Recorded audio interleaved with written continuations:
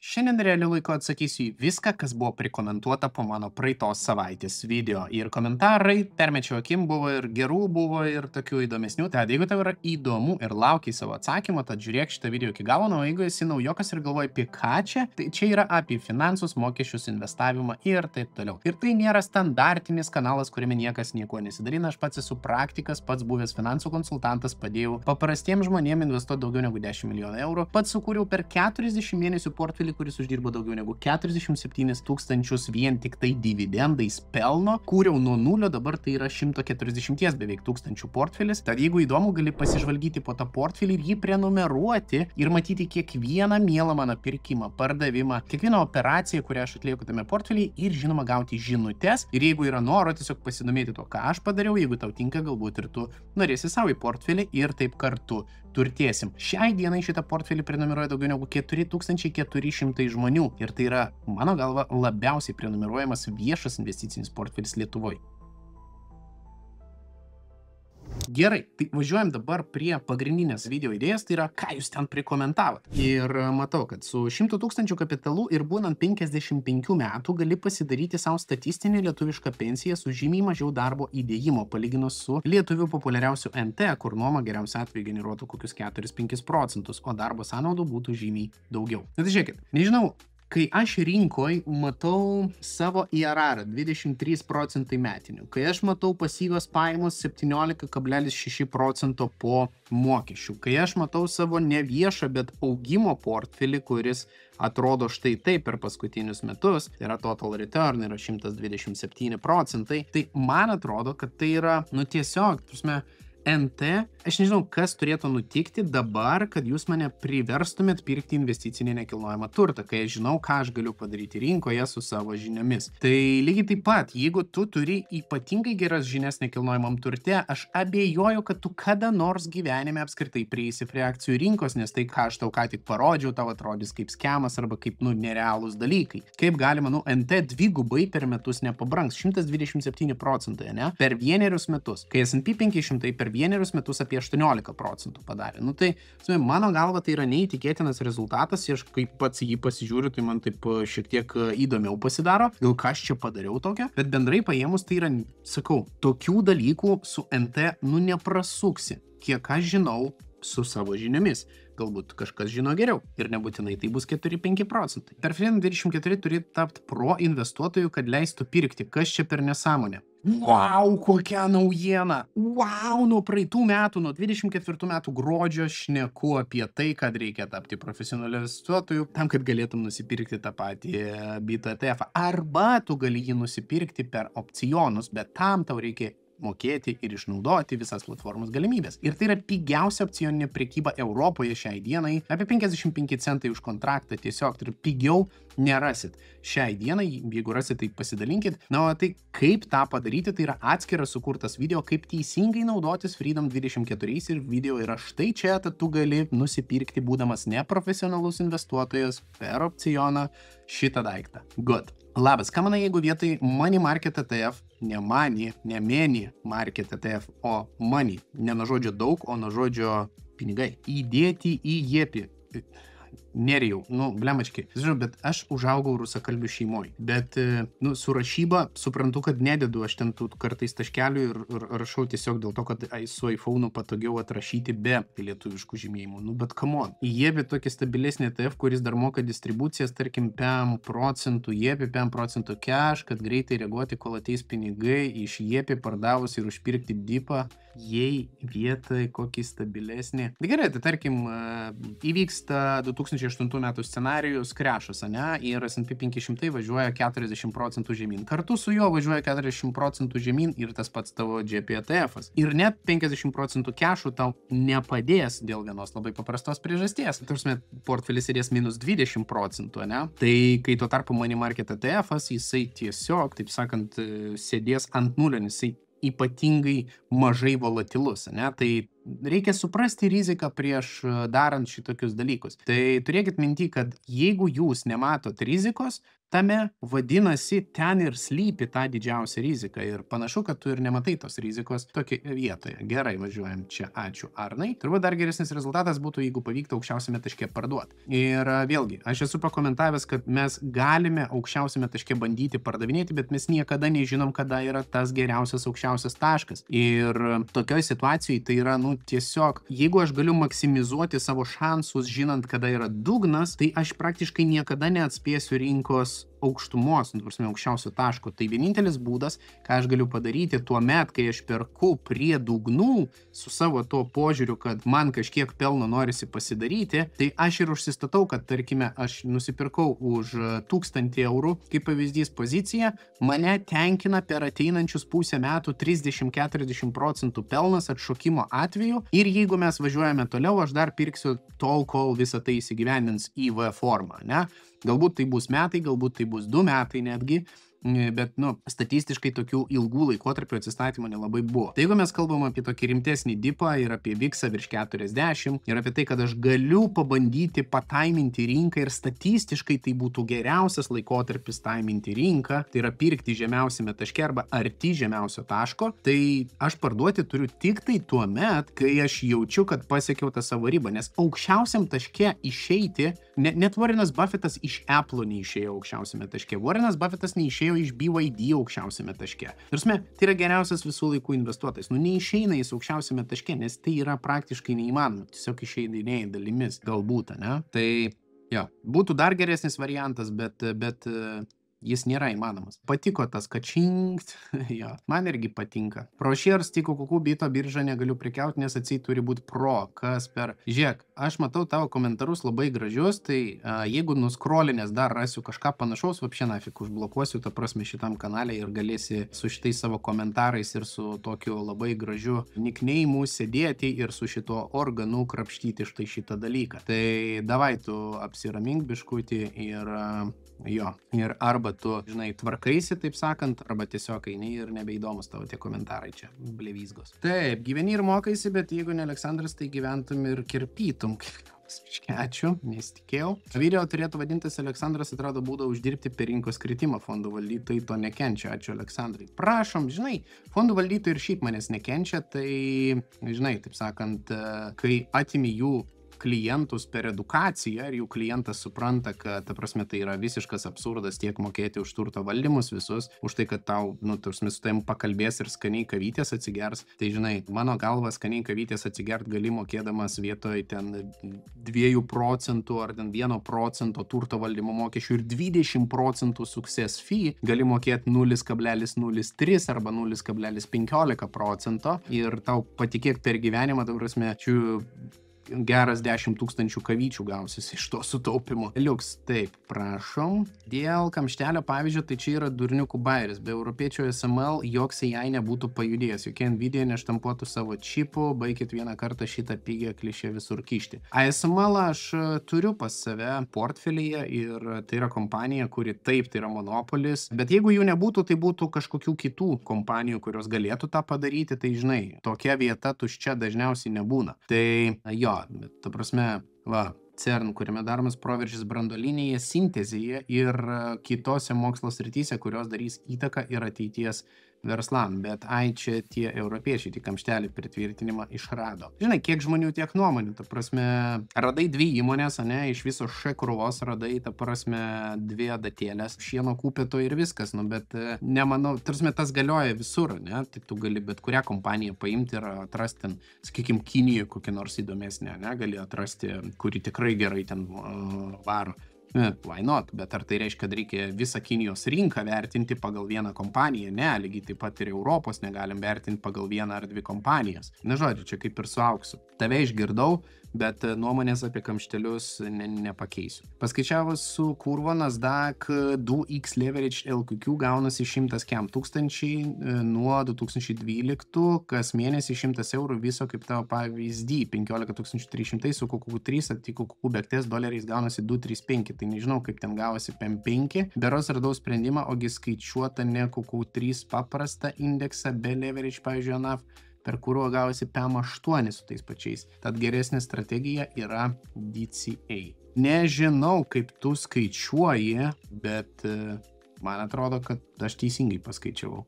Nes kelis kartus tikrinau su market data. Nežinau, man toks jausmas, kad dėl jai gali būti tokia jau rimtesnė korekcija, kuri tikrai neužsibaigtų 10% pakritimu, labiau -2,5, o gal ir iki -40 gali būti, nes jau reiktų atvėsti tik kada tai bus, kokie artimiausių 5 metų laikotarpyje turėtų būti. Tikriausiai, žinai, negaliu atsakyti. Žinai, turėčiau krištolinį rutulį, turiu krištolinį rutulį, bet žinau, kaip tyli, taip tyli. Gal dėl to, kad iš tiemų pirkau. O taip, tikrai vertės yra tavo video, ačiū, kad kuri. Prašom, patinka man tavo turinys investavimo klausimais, visada skiriu laiko pasižiūrėti tavo ir žmonos kanalus. Labai faina. Tie, kas nežino, kas žmona, tai Justina Vaičiūnaitė, galite užsukti ir pasižiūrėti jos kanalą. Justina yra kanalas, ne, tai 4000 netoli subscriberių.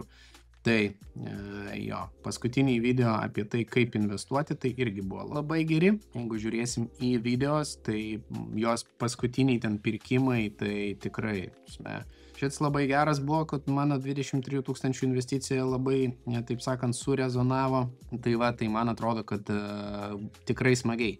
Patikėkit, ten ne tik 23 000 eurų investicija, ten iš šeimos pusės gerokai daugiau sėdi pinigų. Tai nukeliaukit, pasižiūrėkit tiem, kas įdomios pasyvios pajamos, investavimas į NT fondus, investavimas, taip sakant, konservatyviai į kai kurios vietas, toks set and forget strategijas, tai man atrodo vienas geriausių kanalų, ką galite atrasti, ir ypač jeigu moteris žiūrit šitą kanalą, tai irgi nukeliaukit, pasižiūrėkit iš moteriškos pusės, o vyram irgi galit pasižiūrėti, apie tai, kaip galėtų mąstyti jūsų antros pusės. Visgi yra informacijos, kuri nėra tiksliai, tik apie nesveikas bulves ir kitą maistą. Žiūrim, kaip derinsi maistą, kiek kalorijų sunaudosi, negali pritaikyti visiems, kiekvienas esame skirtingas individas. Taip, šitoj vietoj tiesa, bet vėlgi, statistika yra tokia, kokia yra, ne, aš vadovaujuosi tiesiog bendra statistika ir mano galva, kad visada galima rasti išimčių, kaip ir statistiškai Europoje yra šūdinos investicijos, bet jeigu mes pasižiūrėsim, porą kompanijų radom. Šaltiniai duomenų naudojami šiame video, gal galėtum įkelti info, jau dabar prieš kiek čia laiko padarytas, 6 days ago, tai reikėtų kažkur gal atkasti. Jeigu rasiu kelias minutės papildomą laiko, kuo labai abejoju, tai kelsiu. Dėkui už tokios tematikos video. Prašom, kaip tu su savo ilgom įžvalgom. Kadangi tu prenumeruoji, tai aš sakyčiau, gal tu nebebūsi pas mane turinyje. Tokie komentarai, žinai, man yra gerokai paprašiau negu tau. Tu galėjai tiesiog praskipinti, taip sakant, bet jo. Gal turime galvoje, kad ne į kišenę įkiša, o kad ilgos eilės ir jei įmokama paslauga, eilės nebelieka. Su nekartą mokėjus oficialiai, kad nelaukta eiliai. Tas užkinisa, nes visada dirbau legaliai ir moku visus mokesčius. Taip, tiesa, bet žinai. Ačiū, super gera info, ko iš tavo aplinkos per pusmetį negavau. Lietuvisgi bijosi, kad finansinė padėtimi jo neaplenktų. Taip, čia yra tikrai taip ir finansai Lietuvoje vis dar yra tabu, tai man atrodo, kad visiškai neprotinga nesidalinti ir nekalbėti apie pinigus, nes pirmas dalykas, jeigu darbe, sakykime, su kolegomis pasikalbėtum ir pasižiūrėtum, ne, kodėl netgi darbdavius verčia rodyti dabar per rekvizitai LT medianas, vidurkius ir taip toliau. Tam žmonės nesikalba, tai darbdavius verčia rodyti, kiek kiti gauna, ir jeigu tu matai, kad tu nedagauni šitoje grandyje, tu tiesiog eini pas darbdavį ir kalbėsi, bet jeigu žmonės tiesiog pasikalbėtų tarpusavį, kiek kas gauna, tai atitinkamai galima būtų eiti ir dėrėtis, gerinti visų sąlygas. Jeigu tu matai, kad tu išsišoki su savo pajamom, tai sėdi ramiai arba keiti darbdavį. Tai ir viskas. Tai man atrodo, kad, žinai, dalintis reikia ir temos tokios kaip finansai yra tabu, ten psichologinė sveikata, jau po truputį pradedam kalbėti, bet irgi yra tabu, ten lytiniai santykiai tikriausiai poroj, nežinau kiek kas šnekasi, bet irgi daugumoje, kiek teko girdėti, yra tabu netgi tarp dviejų žmonių, kurie gyvena kartu. Tai ką žinau, man atrodo, kad tai yra nesąmonė ir tą reikia daryti. Gyvenimas biški geresnis pasidaro, tiksliau ne biški. Klaipėdoje vyksta Oktoberfest šventė, už alaus bokalą 10 eurų. Vienintelis malonumas trunkantis iki 2 valandų ir realiai jokio efekto negauni. Aš šiuo metu turiu Gym Plus narystę su nuolaida, kur moku 12,90. 2,90 eurų daugiau, o galiu eiti, kad ir 30 kartų per mėnesį ir žymiai geriau jaustis. Kur prioritetai, tai ten ir rezultatai. Taip sakant, nesu girdėjęs nei vieno pasisakymo po kažkokio ten tokio rimtesnio užgėrimo, iš žmonių, kad buvo labai faina kitą rytą, jo. Nors visi sako, kad buvo labai blogai. Tai žinai, tu sąmoningai pastatai save į situaciją, kad tau rytoj bus blogai, o po to tuo džiaugiesi ir giriesi. Ką žinau? Taip, jo, tau parašė, kur rasti, puikus, kaupiam kešą, ačiū. Pats techninis procesas tai tikrai nėra sudėtingas. Pats nesidomėjau šitą temą, bet iškilė labai daug klausimų, kaip visą tai veikia. Ar tikrai galima pasitikėti kripto biržą, kad nupirkamas BTC ir kai perkeliama į piniginę, kad tai tikra. Tai žinai, pradžiai prieš komentuodamas, tai tu pasidomėk geriau. Čia pervedus patikrina patį blockchain infrastruktūrą, ar tikrai teisinga, o Eero blockchain 100% užtikrina, kad tik BTC gali patekti užtvirtinamą transakciją, milijonai kompiuterių pasaulyje, kurie užtvirtina, kad tai tikras aktyvas, šitą tai suprantu. Bet žiūrėk, tiesiog pasidomėk daugiau kriptovaliuta ir tada tau bus aišku, nes čia reikėtų visą realiai video skirti šitam momentui, tai kaip galima pasitikėti kripto piniginę, kad tai yra pilnai saugus daiktas, suprantu, kad tiekėjas jau turi istoriją ir reputaciją, bet kas jeigu. Tai nepasitikėk, žinai. Kas yra ir kur saugomas tas 24 žodžių recovery raktas, jeigu jis yra įrašomas ir kur yra saugoma info, kad atstatant žinotų, kad tikrai tu. Nes vieną kodą turi pas save, kitą kodą įrašant ir kažkur saugomas yra, kur tai saugomas. Ir ta duomenų bazė gali būti nulaužta. Tai tu kodą užsirašai blemba pas save, kur tu jų neviešini internete, tai tau ir sako, kad niekas nebūtų nulaužta, tu privalai jo nekelti niekur, ta prasme, jokiais būdais. Tai tu ir turi kodą. Jeigu tą kodą iš tavęs kažkas pavogia fiziškai tą daiktą ir užsisako naują device'ą ir su tuo kodu atkuria, ta prasme, device'ą, tai viskas, tu praradai savo piniginę. Tai va, kuo galėtum būti visiškai užtikrintas? Žinai, jeigu adresai užblūrinti, tai jie yra visiškai privati info, nes tarkim, jei nori kažkam pervesti piniginę, tai gal ir nieko tokio pasidalinti adresu, juk tai nuoroda į piniginę, ar kažko nesupranti. Nesupranti, kad, pavyzdžiui, man gali paimti ir kas nors, kaip yra buvę kažkada, kai neužblūrinau, tiesiog įkrito, nes kažkas sako, testą pasidariau. Tai ar veikia? Tai neturėjau kam pervesti, tai tau pervedžiau. Nuostabu, ta prasme, ką man daryti dabar? Vesti atgal ir dar mokėti komisinį, bullshit. Kaip su kripto pervedimo pasirinkimas? Ar čia kažkoks tarpininkas yra, ar čia pati blockchain infrastruktūra, ant kurios visi kompai ištvirtina? Žodžiu, tiesiog too much klausimų vienai atsakymų sesijai, jo labiau, kad mes nekalbam didžiąją dalim apie kriptą ir tas video buvo labiau apie šaltą piniginę. Tai aš siūlyčiau tau tiesiog pasidomėti, kaip veikia bitcoinas, nes tau trūksta pagrindų, kaip veikia transakcijų tvirtinimai, kas yra šaltoji piniginė bendrai paėmus, kodėl jinai yra saugi, kaip ją galima atstatyti ir taip toliau. Žodžiu, visi šitie momentai tuo pasidomėk ir tada galim bus vystyti diskusiją, nes dabar man reikėtų tam, kad atsakyti šitos 6 klausimus, realiai paimti ir sukurti dar 1 valandos pusantros video. Tai soriuka, bet pats supranti, ne? Ar įmanoma statyti ant stakingo išsivedus į šaltą piniginę? Ne.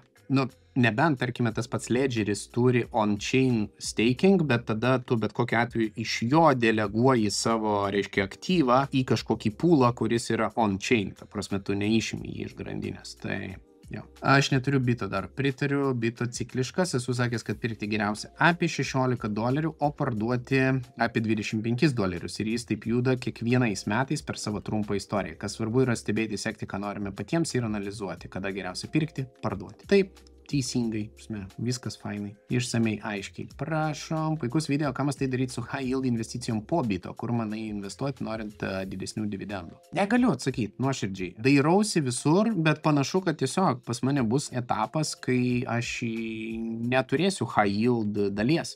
Ta prasme, ir tai priklausys nuo ciklo. Ir mano galva tai yra visiškai teisinga adaptuotis prie rinkos, nes yra momentų, kai tu gali spausti high yield, bet yra momentų, kai tu to daryti negali. Tai tu negali spausti to high yield investavimo, tai atitinkamai, kas gaunasi, kad tu tiesiog, kad jeigu tu negali, tai tu turi prisitaikyti ir uždirbti pinigus kitais būdais, jeigu ypač tai yra aktyvus valdymas ir tu nori lenkti indeksą. Priešingų atveju apšiai iš viso geriau investuoti į indeksinius ETF-us ir net nebandyti to daryti, jeigu nežadi keisti ir adaptuotis pagal savo strategiją. Tai mano galva, čia yra labai svarbu. Norėčiau, kad tiek main kainuotų, jeigu tiek kainuotų, tai ko gero all-in eičiau iš karto už 1000, už 2000 pasimčiau, bet kai kainuoja šiam 3, šiam 4, tai net nesipildau. Jo, žinai, man atrodo, kai pasitemps tas pats 200 dienų vidurkis, tada 48 mėnesių, 50 mėnesių vidurkis, man atrodo, kad tada bus labai smagus pasirinkimas. Ta prasme, prie tokių kainų, netgi prie šiam 3, šiam 4 pirkti. Bet, žinai, tuomet tai bus lows, ir mes važiuosim į viršų tikėtina. CleanSparką laikau 7 vienetų, jeigu būtų 100%, tai būtų plus 700 eurų. Manau, reikšminga suma būtų pabūstinti portfelį. Žinai, labai priklauso nuo to, koks portfelis, nes kaip pavyzdys, tarkim, man pabūstinti portfelį yra labai smagu su Coinbase'o pasirinkimu, ne opcijonu, kuris kem procentų sėdi ir tai yra 3000. Man jau yra pakankamai smagu, ne? Šičia, tarkim, labai nesmagu pabūstinti su Amazonu, kuris turėjo kažkur nukeliauti, bet taip ir nenukeliavo. SoFi'us, kuris turėjo nukeliauti pagal mane, bet nenukeliavo. Ir logika yra ta, kad šitas sėdėjo plus 40 vienu momentu procentų, bet pakrito, laikiau, bet tikriausiai reikėjo uždarinėti, bet, techninė analizė sakė, kad turėtume važiuoti aukštyn. Aš sakiau, laukiu SoFi'us iki spalio pabaigos, jeigu ne, tai tiesiog uždarysiu ir tiek. Su Amazonu, kad virš 200 kainuos, tai tikrai turėtų kainuoti. Iki naujako, plus dar Santa Claus rally turėtų būti. Tikiuosi, kad viskas išvažiuos į pliusą. Bet kokiu atveju, sakykime, Coinas coverina visus šituos nuostolius su kaupu, netgi šitos, jeigu uždaryčiau dabar pozicijas, ne? Tai mano galva tai yra tiesiog pretty much paprastas ir geras pasirinkimas ir tiek žinių. Tai ir jo, kalbant apie portfelį, tai čia yra 100 000, pavyzdžiui, portfelį, 100 000 portfelis. Jeigu mes kalbam apie ten 2000 portfelį ir tu, gerai, ne 2, ten 20 000 portfelį ir tu taip pabūstini savo portfelį, tai yra per didelė rizika. Tai nežinau, sunku man labai komentuoti, žinai, kai portfelis 700 eurų darytų ženklų pokytį portfeliui. Tai, žinai, gal tada nereikėtų taip labai stipriai prekiauti, bet nežinau, bet kokiu atveju. Man labai sunku komentuoti šitą dalį. Dėl to ir pirkau 1000 vienetų, kad efektas būtų per 10 dienų plus 25, kaip kažkas sakė, nieko įspūdingo, bet 2600 visai jau kitaip atrodo. Tai labai smagu. Labai stipriai privertė susimastyti, investuoju metus laiko ir dabar suprantu, kad laikas pasidaryti taisyklės ir tvarką portfelį. Pagaliau, ačiū Dievui, jas nepraėjo veltui šitas mano video, labai gerai. Ačiū labai už įžvalgas, persikėliau 3 pavienės akcijas į kitą portfelį, porą nesąmonių po 100 pinigų pardaviau ir vienam penny stocks uždėjau deadline iki gruodžio 1 dienos susijęs su Bitcoinu. Liko 6 pozicijos. Labai gerai.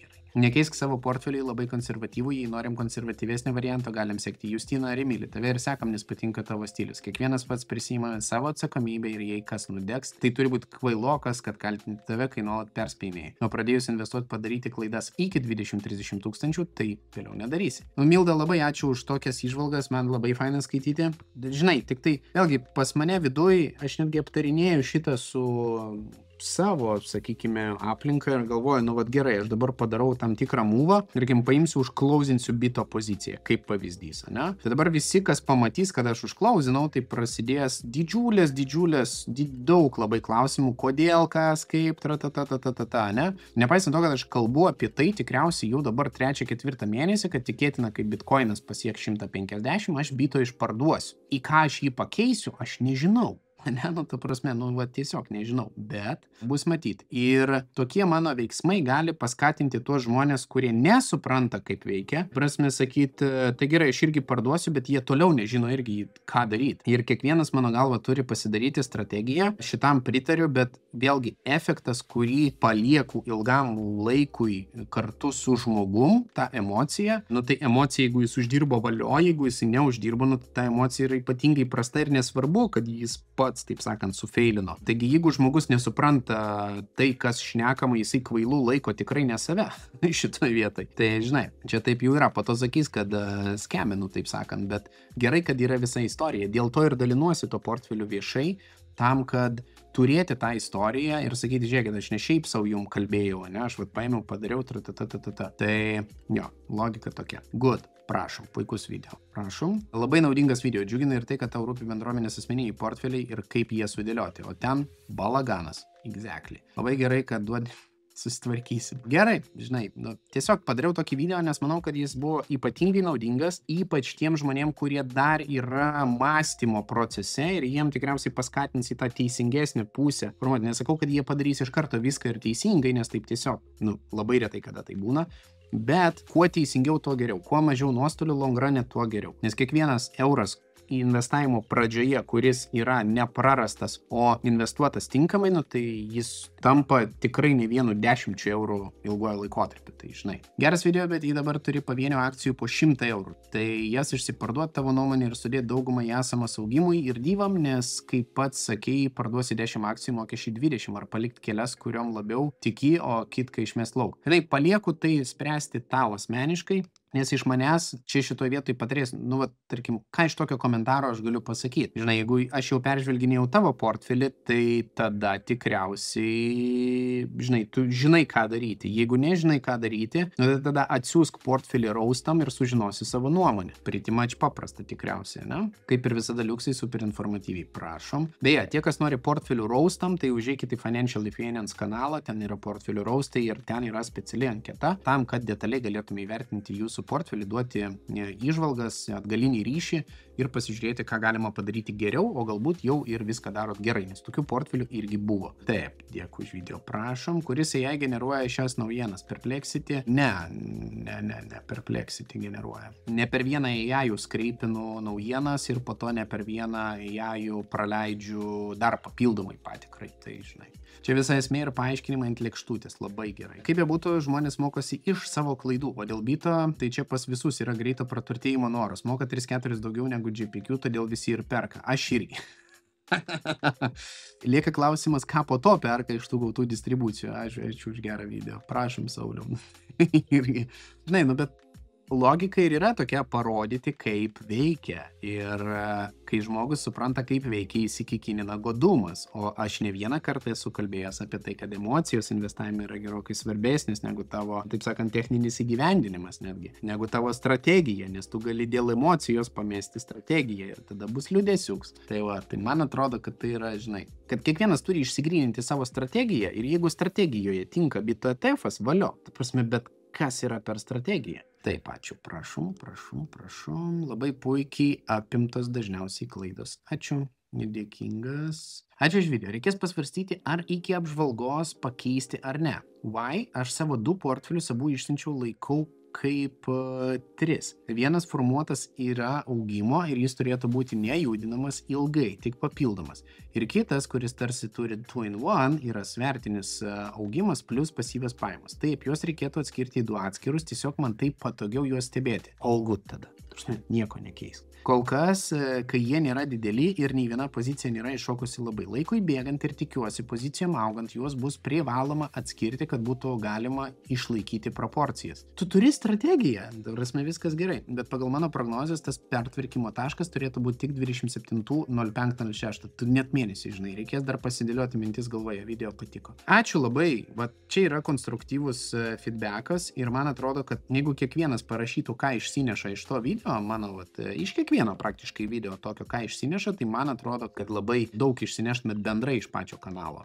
Tai va, ačiū, labai reikalingas video, prašom. Ar eičius į opcionus lengva ranka su 7-8K? Tikrai ne, man tai būtų per didelė rizika. Taip, visiškai. Dėl šaltos piniginės aš manyčiau čia slow burn video. Tie, kas naudojo iki šiol video, kaip ir nereikalingas, o tiem, kurie dar tik ateis į kripto pasaulį, tai labai gerai jis. Manau, jis bus dar labiau aktualus, jei BTC stipriai kristų kainą ir būtų galima pigiau nusipirkti. Nu jo. Sveikas, super video, tavo įkvėptas, pradėjau praeitų metų gruodį investuoti. Per 9 mėnesius pasididinau krepšelį nuo 19 iki 29 tūkstančių. Dar noriu pabandyti pažaisti su akcijomis, pirk parduok, labai sekėsi su Kubits. Tikslas pasiekti 100 tūkstančių per ateinančius 2 metus ir susidėlioti ramų krepšelį ant pasyvių pajamų. Noriu paklausti, gal domėjasi dėl pensijų fondo? Aš turiu 19 tūkstančių antroj pakopai pas Go Index ir noriu palikti kaupinės. Paima iš manęs 7 eurų į fondą, įkrenta 102.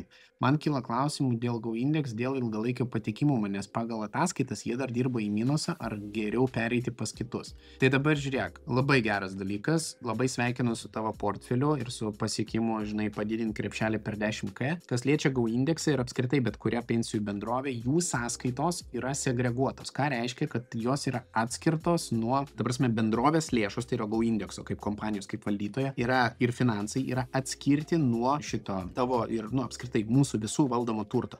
Tas valdomas turtas yra atskirose sąskaitose, ne?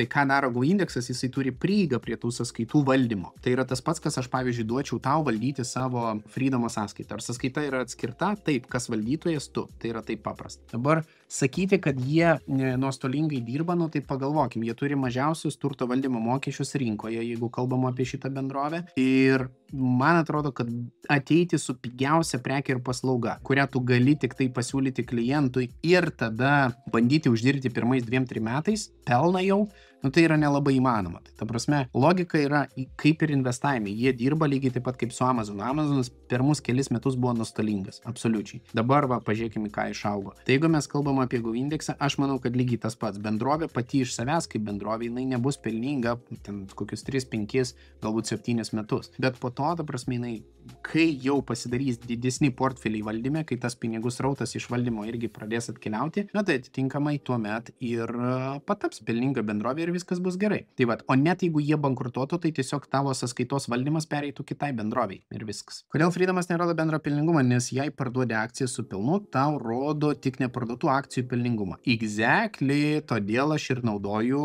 Snowballą. Nu, ta prasme, tai yra tas instrumentas, kuris padeda man sekti visų mano portfelių pelningumą bendrai. Aš galiu sudėti, tarkime, savo P2P, galiu sudėti savo vertybinių popierių skirtingas sąskaitas, ne?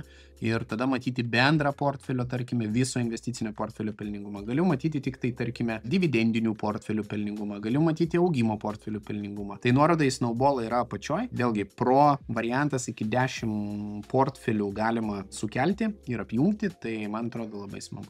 Nes Snowball pirkti narystę kol kas nedidelė. Bet tai tau, jeigu tu nori Snowballą, tai ten, man atrodo, 1 ar 3 portfeliai vapšiai yra nemokami. Tai kam tau tada nelabai supratau. Retailas galvojo galėtų pajudinti Baltijos rinką. Manau, jeigu po 100 eurų per mėnesį investuotum, gal po 20-30 metų ir taptum banginis ir galėtum kokį Ignitį ar tie ar aprangą pajudinti. Nelabai. CleanSpark buvau prie dugno paėmęs, tai buvau kelias partijas po 6,5, tai average kaina 9,1. Nice, o kiek dabar CleanSparkas kainuoja? Pažiūrėkime į CleanSparką mūsų. CleanSpark 14. Tai tavo labai gera kaina. Ar nebus problemos paskui su bito pardavimu, kai kaina užkils, nes visi imsis pardavinėtų, ypač bito KZ rinka daug mažesnė. Žinai, tai reikia planuoti atitinkamai, bet nemanau, kad bus kažkokių labai didelių. Market makeris turėtų kainą palaikyti lygiai tokią pačią kaip ir bito, tai tau neturėtų tai daryti įtakos. Per 3 metų to indemo jau ir nebus tikėtina. Žinai, lygiai taip pat kaip ir visi kalbėjo tikriausiai apie BlackRocką, apie Vanguardą, kad jų nebus. Dabar pažiūrėkim, kas gaunasi, tai yra licenzijuotas platformos, žinai, jeigu tuo netiki, tai tada jo geriau neinvestuoti, bet tada klausimas, kuo tu tiki. Kaip ir visada kažkuriam video sakei, kad bito netinkamas ilgalaikiam laikymui, bet tarkim pasipildyti iki 5,000 šitą poziciją su idėja, kad niekad neparduosi. Ir palik nekreipiant dėmesio į svyravimus, dividendais per ilgesnį laiką vis tiek atgausi įdėtus savus pinigus. Ar aš klystu ir bito gali pilnai suvažiuoti į nulį? Ne, į nulį nesuvažiuos pilnai, bet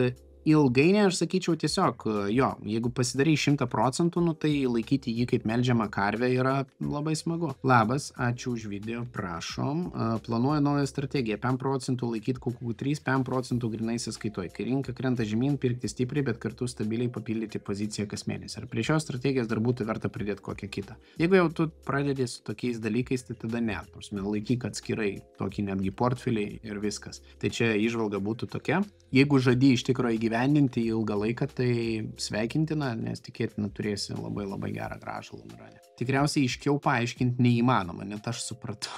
Kaip susitvarkyti į BKR dėl dvigubo apmokestinimo? Nu tai labai, matau čia po kiekvieno video komentuoji, tai labai paprastuoju būdu, susitvarkymo būdu, supildai W8 BEN formą, lygiai taip pat kaip ir Freedom 24 supildai W8 BEN formą ir viskas. Labas, kaip visą tavo video super, gal galėtum pasidalinti klausimynų, kurį užduodi AI, kai analizuoja akciją. Šiaip tai nesidalinsiu dėl vienos paprastos priežasties, tai yra pakankamai lengvai nukopijuojama ir po to aš žiūriu, kad tikrai ne vienas turinio vienetas buvo iš manęs paimtas ir nukopijuotas, tai aš tiesiog nenoriu to daryti viešai. Tai va, tai po to naudoja arba dar netinkamai naudoja, nu tai žodžiu, ne? Logika yra labai paprasta. Na tai va, tiek šiam kartui, nepamirškit susirinkti bonusų iš mūsų rėmėjo Freedom 24 ir pasimatysim kituose video.